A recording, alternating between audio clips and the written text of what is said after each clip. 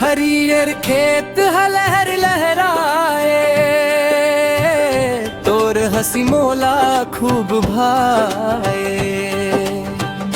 पायल के छन छन कान मां बाजे,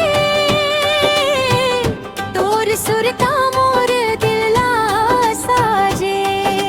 रिमझिम पानी महके डारी, मया बरसे भारी भारी। सावन झूमे मोर संगवारी, सावन झूमे मोर संगवारी। मोर जिंदगी के तैर उजियारी।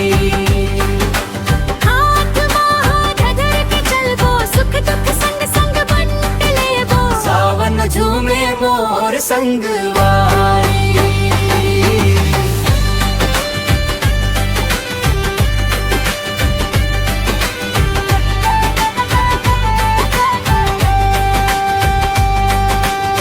झूला झूलना पीपर डार, तोर संग लागे सुहाना संसार। बादर गड़ गड़ बिजली चमके, तोर मया हर पल मोला दमके।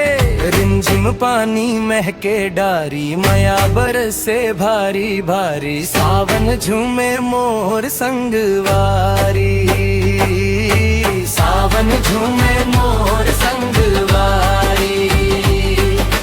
मोर जिंदगी के तैर उजियारी।